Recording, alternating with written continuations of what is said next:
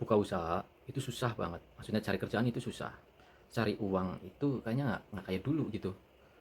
Terus apa-apa kayak sulit gitu. Teman-teman ngerasa kayak gitu nggak? Atau mungkin saya cuman halu aja gitu ya. Jadi coba deh teman-teman share gitu. Kondisinya kayak gimana gitu. Jangan-jangan cuman perasaan aku atau cuma di tempat aku doang seperti kayak gini. Apa-apa serba susah sekarang di situ. Dan kayaknya nggak baik-baik aja gitu ya kan negara Konoha ini. Bener nggak sih gitu? Coba deh di komen-komen ya. Nanti aku pengen coba cari apa namanya referensi atau solusi gitu, atau saya mungkin nge-share usaha teman-teman aku gitu buat jadi referensi teman-teman. Satu saat nanti aku pengen kayak begitu di sini. Siapa tahu bisa jadi jalan keluar atau jadi referensi buka usaha teman-teman nanti di kedepannya kayak gitu ya kan. Halo, assalamualaikum teman-teman.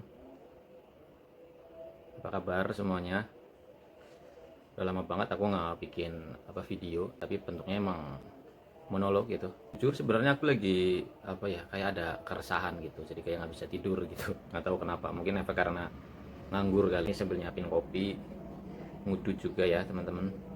Ada ditemenin juga pisang ini gitu. Jadi aku pengen ngobrol nih, pengen ngomongin satu fenomena yang sekarang gitu ya. Jadi saya itu resah gitu dengan keadaan negara kita gitu ya kan, dari ekonomi, politik, sosial, banyak aspek lah di situ yang pengen saya obrolin gitu. Dan jujur terus terang aja aku tuh nggak punya banyak temen gitu yang bisa diajakin sharing ngobrol gitu. Kadang kalau ngobrolin politik malah dibilang lu sok politik, emang lu makan apa dari politik. Cerita-cerita kayak begitu banyak yang nyepelein hal seperti itu gitu. Tapi ya udahlah nggak apa-apa, aku juga ngapain maksain kan gitu. Jadi ada cerita gitu ya kan. Kalau pagi itu aku tuh suka nongkrong sama di tempat temen gitu, nggak sengaja gitu ngobrol sama orang-orang yang di pasar gitu.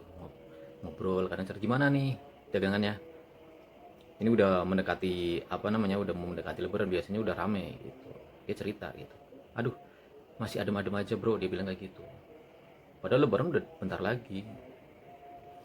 Biasanya 10 hari sebelum lebaran itu udah panas, itu pasar udah rame, banyak orang yang datang di situ. Apalagi menjelang 2 atau 3 hari kan pasar itu udah rame, dan dagangan itu omsetnya pasti di atas rata-rata kayak di hari-hari biasa, wajar lah ya kan. Tapi temen aku itu ternyata memperhatikan satu fenomena gitu, jadi setiap tahun itu omsetnya itu menurun gitu, nggak kayak dari tahun-tahun sebelum corona gitu. Itu juga yang bikin aku apa namanya jadi kayak, wah ternyata isu-isu di luar sana kalau kondisi kita itu lagi nggak baik-baik aja itu emang bener nyata gitu ya kan. Terus dari mana lu tahu buktinya mana gitu kan, lu lihat dari mana gitu cara cara cara mengetahuinya gitu ya kan. Simpel aja kalau buat orang-orang yang nggak sekolah nih kayak aku itu. Saya ada juga teman kan yang kerja di bank gitu tin, dia cuma security tapi dia tahu kan dalamannya. Kadang nanya sharing juga sama aku, dia bilang gini, di sini tuh ada orang yang apa namanya, ada nasabah bank yang bertahun-tahun itu tabungannya nggak pernah diambil gitu. Ditanya sama dia, kenapa diambil, kenapa tabungannya diambil bro, buat makan. Itu ciri-ciri tabungan masyarakat nasabah bank yang dulunya nggak pernah diambil itu sedikit demi sedikit diambil tapi buat makan. Itu ciri-ciri satu. Yang kedua, ada pegadaian security juga, temen aku ada di situ. Pegadaian rame, itu kan tanda-tanda itu simple aja gitu, kita bisa tahu dari situ.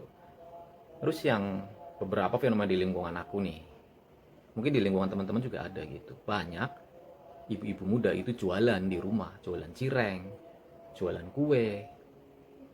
Dia jadi kayak pengusaha tiba-tiba dagang gitu. Itu bukan kabar baik bro kalau kayak begitu. Berarti itu ada kondisi suaminya itu pendapatannya menurun, makanya dia bantu suami keuangan ya kan. Itu aja udah dari 3 aspek itu, dari bank, pegadaian, terus banyaknya ibu-ibu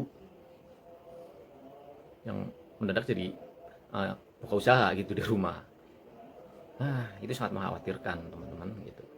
Bahkan ada perusahaan besar yang saya tahu itu kayaknya nggak bakalan tergoyahkan gitu, ternyata saya lihat di berita-berita juga collab, nutup gitu. Teman-teman pasti tahu, banyak lah informasinya kan, banyak perusahaan yang layoff gitu, PHK teman apa karyawan-karyawannya, dan itu jumlahnya ribuan. Itu mengerikan bro.